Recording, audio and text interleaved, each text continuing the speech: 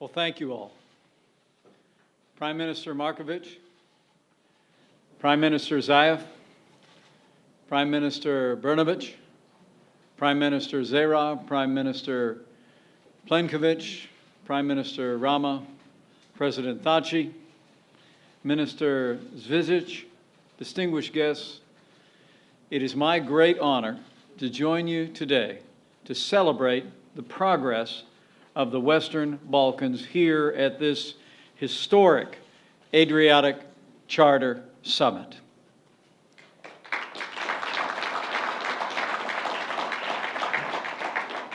The President of the United States, President Donald Trump, personally sent me here as a sign of our country's enduring commitment to the Western Balkans. It's a special honor for me to be here today as the very first Vice President of the United States to ever visit Montenegro. It's remarkable to think that Montenegro reclaimed its independence just 11 years ago. But while Montenegro may be a young country, this is a land with an ancient history, and we are grateful for your leadership and hospitality today, Mr. Prime Minister. Montenegro's culture and traditions have long enriched the continent of Europe as a whole, and the same can be said of all of the countries represented here today. The Western Balkans show the diversity of Western civilization, a beautiful mosaic of free countries and peoples, each with their own unique histories, cultures, languages, and traditions, and all of which deserve to be cherished, celebrated, and protected. And the Adriatic Charter has played a leading role in bringing the Western Balkans into unity with Europe and an alliance with the North Atlantic Treaty Organization.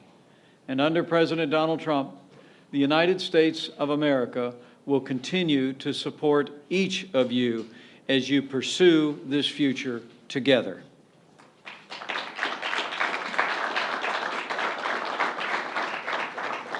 The Adriatic Charter itself is a testament to the United States' commitment to the Western Balkans and to Europe as a whole. Established in 2003, the Adriatic Charter serves our shared vision, and the United States of America remains committed to this day to a Europe whole, free, and at peace. The Charter began small, with the United States, Albania, Croatia, Macedonia as founding members. But today, it's grown to encompass the entire Western Balkans. The Charter now counts Montenegro and Bosnia and Herzegovina as members and Serbia, Kosovo as observers, and we look forward to overcoming the obstacles for Kosovo to become a full member in the near future. And let there be no doubt, the Adriatic Charter is fulfilling its purpose to bring the states of the Western Balkans closer together into a most successful defense alliance in history, NATO itself. 8 years ago, Albania and Croatia acceded to NATO, joining Slovenia, which is represented here today. And less than 2 months ago, NATO proudly welcomed the newest member of our historic alliance, Montenegro. I actually had the privilege to personally congratulate Prime Minister Markovic at the White House on that very historic day. Mr. Prime Minister, on behalf of President Trump and here with other NATO allies, allow me to thank you for your leadership, and allow me to congratulate you and the people of Montenegro once again for successfully acceding to NATO.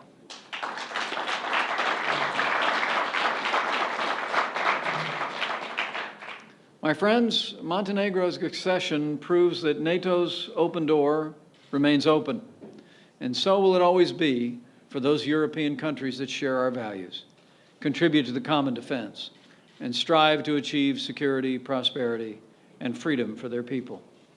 And to all the leaders gathered here, let me assure you, under President Donald Trump, the United States will continue to stand with you as you pursue your European future together.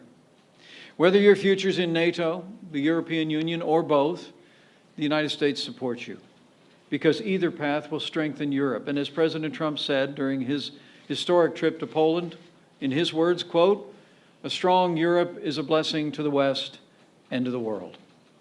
And by bringing the Adriatic ever closer to the Atlantic, we can ensure a brighter future not only for the Western Balkans, but for the West itself. Under President Trump, the policy of the United States will always be to put the security and prosperity of America first.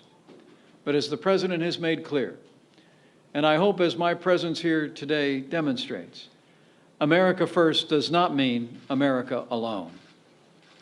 The bond between the United States and Europe has been, is now, and always will be essential, for we are stronger together than we will ever be apart. During his visit to Poland last month, President Trump challenged all our allies and partners in Europe, and really all who cherish freedom, to renew, in his words, our commitment of will to confront the shared challenges that we face. And that commitment begins with you and the actions that you, the leaders of this region, take in the days and years ahead. This is a time of great opportunity for each of your countries. Virtually every state in the Western Balkans has recently held free and fair national elections with the participation of all political parties and with a result that reflected the will of your people. This is a historic accomplishment, and President Trump and I congratulate each of you. You belong to a new generation of Balkan leaders, and this is a historic moment for progress in the Western Balkans. And so I urge you with great respect to make the most of this moment. You have the opportunity to settle grievances of the past and bring people of different backgrounds and beliefs together in pursuit of the common good. You can strengthen your economies and open the pathway to prosperity for your people through tax and regulatory reform. You can tackle corruption and build accountable and transparent governments which will deliver on the highest aspirations of your people and build confidence among those who would invest in the prosperity of your future. The task before you requires courage, but your fellow citizens have placed their trust in you. They believe in your ability to help them realize their dreams for a more prosperous and peaceful future, and so do we. You know, as they say in Montenegro, in good times it's easy to be good, but in adversity, heroes are recognized. So today, with great respect, I urge each of you to be the heroes your people deserve. Unlock the vast potential of your countries and realize on our shared dream of a Europe whole, free, and at peace. Under President Trump, be assured, the United States will continue to support the Western Balkans as you take these important steps toward good government, democratic reform, and the rule of law. We'll continue to support the Dayton Accords and the principles they represent, and we're committed to dialogue between Serbia and Kosovo to fully normalize relations between them. And throughout the Western Balkans, the United States will partner with your citizens to foster a vibrant civil society, a free and independent press, and an economy that opens opportunity for all who seek it. And we must never forget that security is the foundation of our prosperity. In the United States, I can assure you, will continue to partner with each of you as you promote security in the Western Balkans and beyond. We'll continue to forge strong relationship between your armed forces and the armed forces of the United States, training alongside you and partnering with you to professionalize your militaries even further. We'll continue to build your capability to operate alongside NATO and other Western forces. And the United States will partner with you to reduce your dependency on legacy Soviet and Russian military hardware. But as President Trump has made clear, your defense requires your commitment as much as ours. Collective defense is the essential foundation of the NATO alliance, and President Trump has made it clear that the United States expects all our allies and all who would wish to join our alliance to meet the minimum commitment of spending at least 2% of their gross domestic product on their own national defense. This investment is necessary to keep our solemn pledge that an attack on one is an attack on all. This oath requires action, and every NATO member and NATO aspirant must renew their commitment to our common defense, and they must renew it now. We must shoulder this responsibility together because the dangers we face are growing and changing every day. Throughout my trip, I've met the brave men and women in uniform of the armed forces of the United States and our allies and our strategic partner. I'm always inspired. They're the best of us. And along with so many of your citizens in Europe and across the wider world, they stand on the front lines of freedom. Their service and their sacrifice keep our families safe and our freedom strong. These heroes stand guard at a pivotal time For our world is now a more dangerous place than at any point since the collapse of communism a quarter of a century ago. As President Trump said in Poland, we're now confronted by adversaries, as he said, from inside and out, from the South and the East, that threaten to undermine our values and erase the bonds of culture, faith, and tradition that make us who we are. And no enemy is more widespread than the global menace of radical Islamic terrorism. Terrorism threatens us all, from the Western Balkans to Western Europe to the United States. It was less than 1 year ago that many of your countries disrupted the ISIS-inspired plans for coordinated attacks in Albania, Kosovo, and Macedonia. The United States is grateful for your contributions in the global campaign to defeat ISIS and in the fight against terror in Afghanistan. Our shared sacrifices on the field of battle have only brought us closer and strengthened our commitment to freedom. And make no mistake about it, President Donald Trump and the United States of America, under his leadership, will not rest, we will not relent, until we hunt down and destroy ISIS at its source, so it can no longer threaten our people, our allies, or our way of life.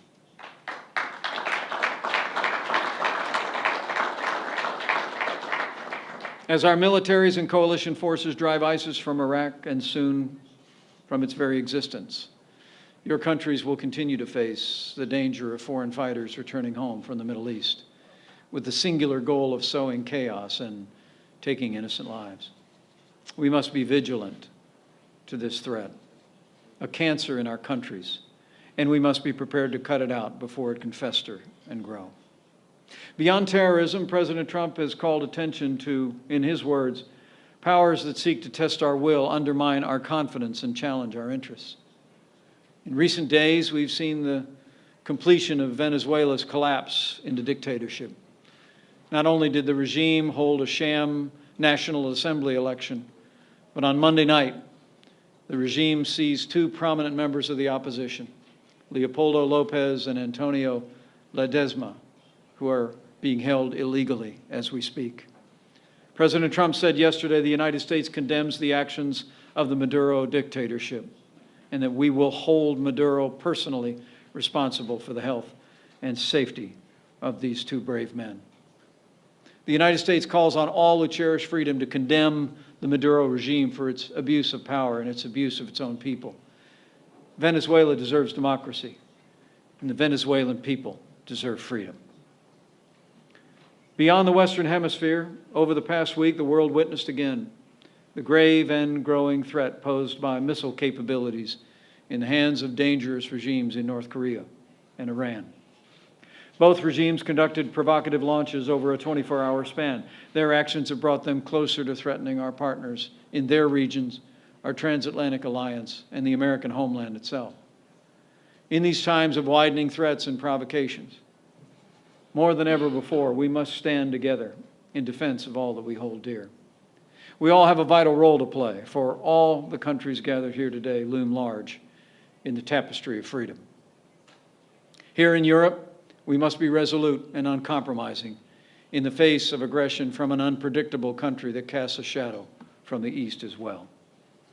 As you well know, Russia continues to seek to redraw international borders by force. And here in the Western Balkans, Russia has worked to destabilize the region, undermine your democracies, and divide you from each other and from the rest of Europe. Russia's intentions were laid bare over the past year when Moscow-backed agents sought to disrupt Montenegro's elections, attack your parliament, and even attempt to assassinate your prime minister to dissuade the Montenegrin people from entering our NATO alliance. President Trump has called clearly on Russia to cease its destabilizing activities. And I can assure you, the United States of America rejects any attempt to use force, threats, or intimidation in this region or beyond.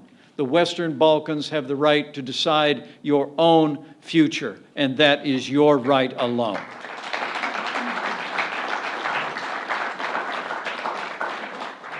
The United States will continue to hold Russia accountable for its actions, and we call on our European allies and friends to do the same.